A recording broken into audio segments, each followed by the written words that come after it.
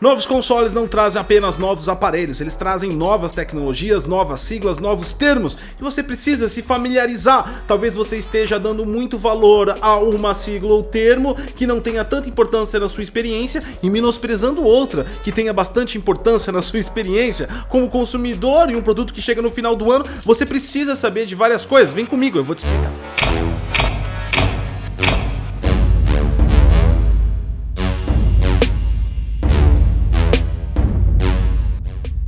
Fala galera do Geek, eu sou o Nath Cos e você tá no Detonando Geek. E o assunto de hoje é óbvio, é claro, é lógico. A gente vai tratar alguns termos e siglas sendo utilizados em novas tecnologias. Algumas não são tão novas assim, mas alcançaram o público graças à popularização dos consoles. Eu vi nos últimos 2 vídeos que fiz a respeito das especificações do Series X que foram revelados pela Microsoft, bastante dúvida principalmente pela falta de entendimento de alguns termos. A pessoa às vezes não sabe se aquilo é bom, se aquilo é ruim, ou às vezes dá vantagem àquilo que não é tão importante e menospreza aquilo que realmente é importante para a sua experiência. Hoje definitivamente você vai sair daqui sabendo pelo menos do que eles anunciaram até agora sobre as siglas, incluindo as siglas que eles poderão anunciar. E calma que quando eu falar aquilo que não tem nos consoles ainda, eu explico para vocês. Portanto, por gentileza, eu preciso que você deixe o seu like, se inscreva no canal, compartilhe essa informação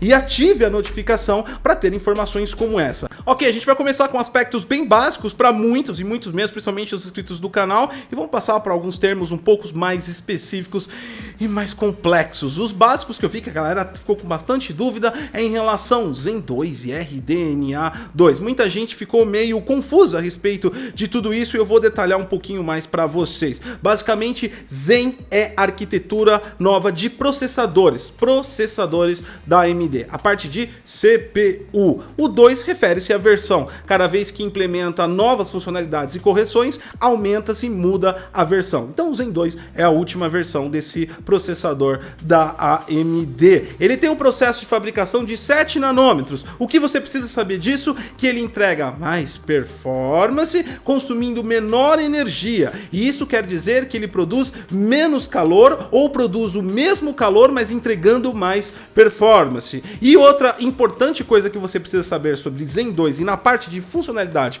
dos seus jogos é que ele é um processador com serviços de inteligência da forma de funcionamento e multitarefas, ou seja, ele é um processador que consegue fazer várias tarefas simultaneamente e nem precisam ser as mesmas. E é por isso que se diz 8 núcleos, que são os núcleos físicos do processador, cada um executa 2 tarefas. Zen 2, 8 cores, 16 threads. E essas tarefas podem ser divididas entre 8 tarefas para o jogo e 8 tarefas para o sistema, para a parte de comunicação, para serviços do sistema operacional ou outra aplicação que as empresas Sony ou Microsoft desejarem em seus consoles. Dito isso, vamos para RDNA. RDNA também como Zen 2 da AMD, arquitetura, só que não de CPU, processador, de GPU, o processador gráfico, exatamente. É o que faz a magia, é o equipamento que vai fazer os cálculos computacionais para entregar para você. RDNA 2, exatamente como o Zen 2, é a última versão e a versão atualizada com correção de erros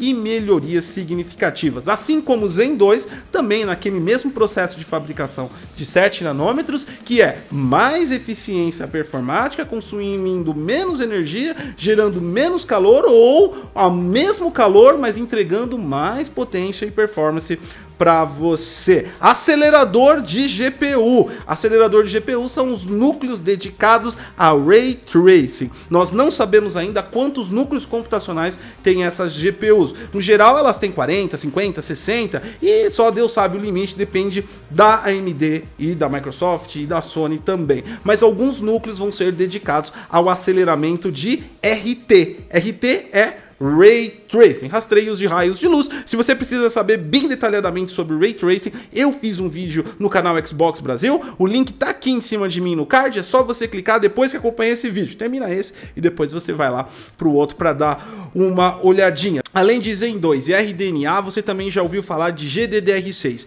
É a memória gráfica, que trabalha em conjunto com o processador Zen 2 e a GPU RDNA. Ela também recebe dados do SSD, de alta velocidade, onde você vai instalar o seu jogo e vai transferir de tempos em tempos, enquanto você executa ele, para a memória. Ela prepara uma fila de execução e distribui para o processador, quando for dele, e para a GPU, quando for dela. Perfeito, então essa é basicamente a arquitetura formal dos consoles da próxima geração e depende da quantidade de memória, da quantidade de núcleos, da quantidade de clock, da quantidade que esses componentes individuais vão ter. Quanto maior o número deles, basicamente melhor será o console, e essa informação nós ainda não temos. Agora vamos passar por um ponto interessante: aquelas tecnologias que dependem de outros aparelhos. Eu vou começar com uma que ainda não foi falada por ninguém, mas provavelmente a partir de 2021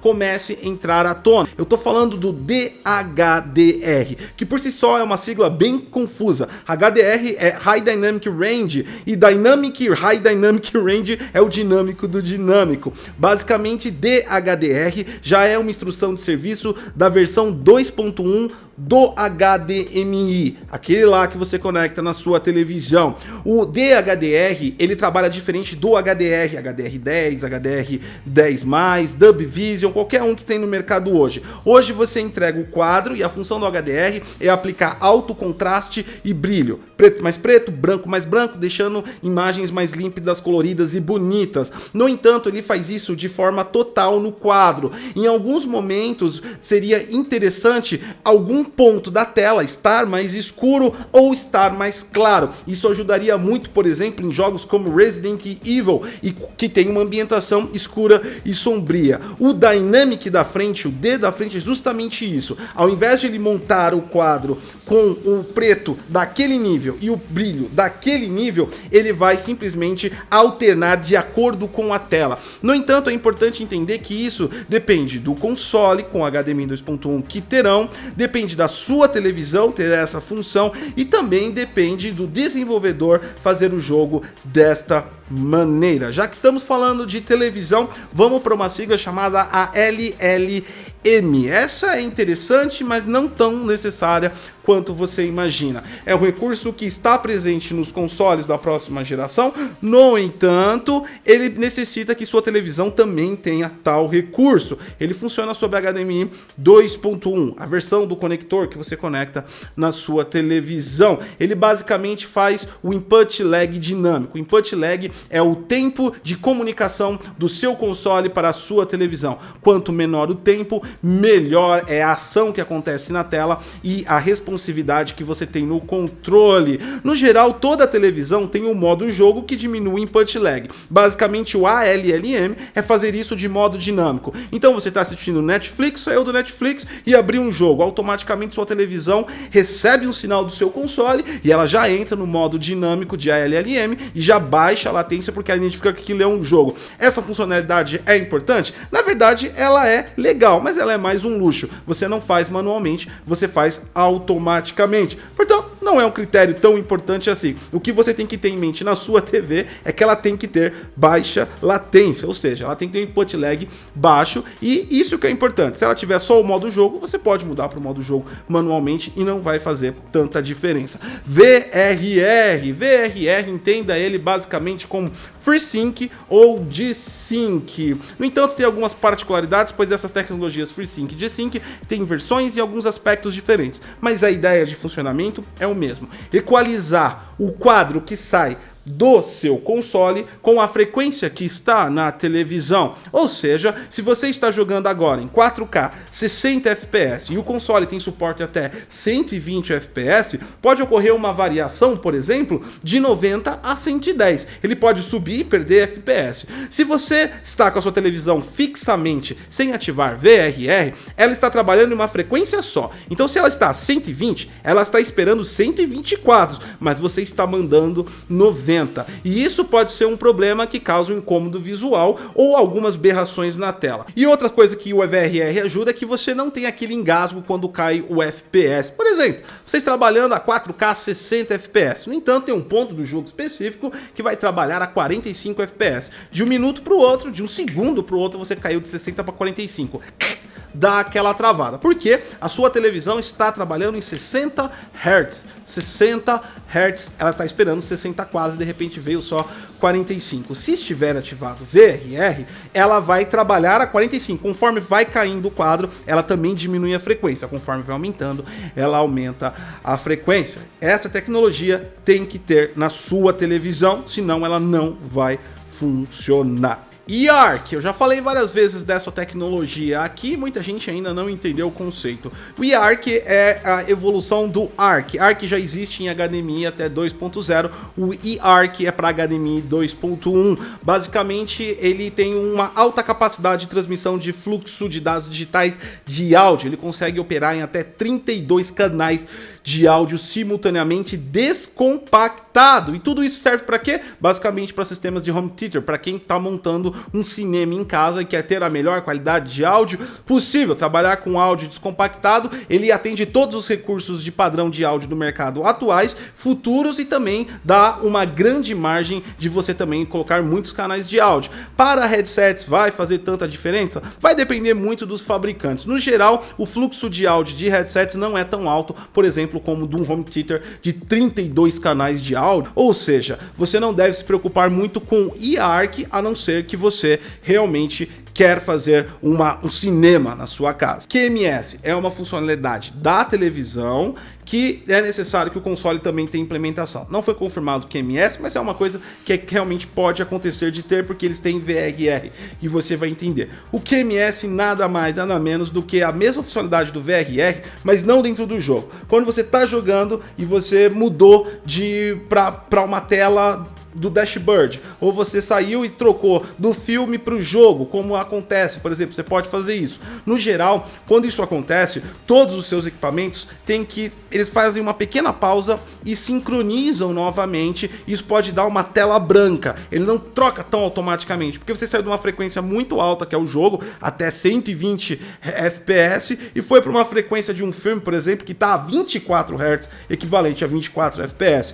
Os sistemas têm que se sincronizarem para eles conseguirem se adaptar a essa nova realidade, e isso é uma telinha branca na sua televisão. O QMS basicamente ele usa o VRR não só para o jogo, mas quando você muda de aplicativo dentro do seu console, e você vai fazer uma troca totalmente fluida. QFT, algo que eu gostaria muito que fosse implementado nos consoles da nova geração, mas até agora nós não temos confirmação de nada nas especificações. Mas talvez ela possa funcionar até mesmo no PC. Basicamente, que é o que? O QFT ele vai colocar sempre 1 ou 2 frames à frente. Por exemplo, se o desenvolvedor fez o jogo a 60 quadros por segundo, mas ele quer garantir que tenha 60 quadros por segundo 100% fluido, ele vai mandar para a televisão 70 quadros por segundo, só que a televisão só vai jogar 60 quadros por segundo. Dessa forma, você tem um pequeno cache de 10 quadros por segundo, que na verdade tem que ser um pouco menos para não causar o input lag, mas você sempre tem um cache a mais. E para sincronizar tudo isso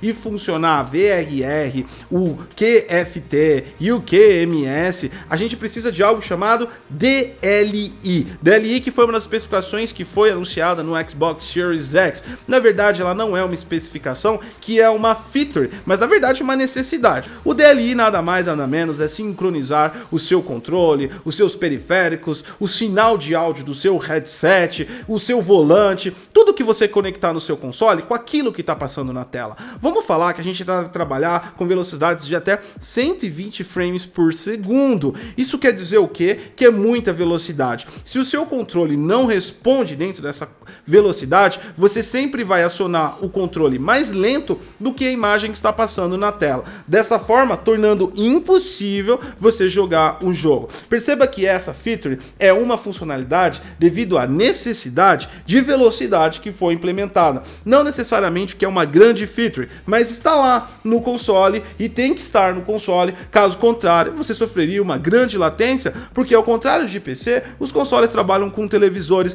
de diferentes marcas e modelos, e nem sempre o usuário estará utilizando uma televisão HDMI 2.1 que tem todos esses recursos que eu falei, VRR, LLM, e é necessário equalizar as coisas para não sair do controle, e DLI realmente institui isso. Agora vamos falar de siglas e termos que dependem do desenvolvedor também. A gente falou uma lista que depende do console e da TV, agora depende do console e do desenvolvedor. No caso do Xbox Series X foi anunciado VRS. O VRS basicamente é o sombreamento dinâmico, atualização dinâmica de sombra de pixel. E para que isso é necessário? Vamos lá então. Como é que funciona o sombreamento de um pixel a grosso modo, pipeline, na parte bem binária da GPU? Você tem um conjunto de 20 pixels e você precisa sombrear esses 20 pixels. Então vai dar 20 ciclos. Ele vai sombrear um, dar um ciclo, sombrear outro, dar outro ciclo. Você vai ter 20 ciclos computacionais para sombrear esse pixel. Quando você utiliza essa tecnologia, você pode armazenar 5, por exemplo, uma cadeia de 5 pixels num cache de memória e você replica isso. Ao invés de passar 20 vezes, você passaria 4 vezes. Parece besteira, mas se você considerar que 4K tem 8.204.400 pixels na tela, você pode ver o esforço computacional que é para sombrear todos esses pixels. Então ela é uma tecnologia que faz com que fique mais leve o processamento de sombreamento, que é algo sempre muito pesado em um jogo, dando mais fluidez de FPS. Mais FPS precisa do VRR, do LLM, do DLI, e tudo isso entra em conjunto, essa orquestra de siglas e termos. Agora vamos falar um pouquinho de DXR.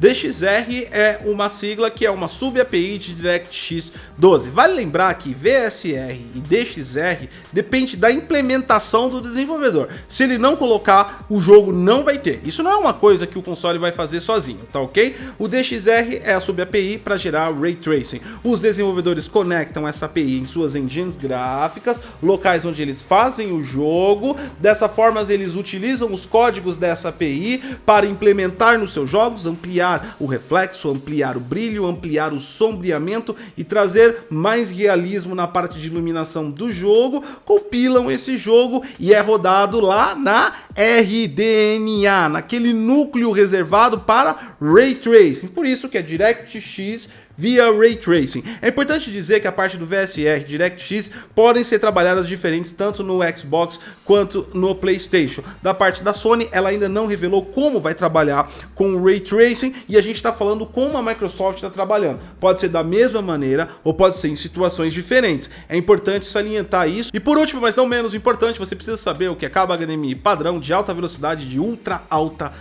velocidade, mas isso eu não vou falar, você vai ver nesse outro vídeo, o card está subindo aqui, eu fiz um vídeo exclusivo sobre os cabos para a próxima geração e você também precisa saber. Gostou dessa informação? Deixou mais límpido e claro em relação às tecnologias que estão vindo? Então deixa o seu like, se inscreve no canal, compartilha essa informação. Eu sou o GodCos e até a próxima.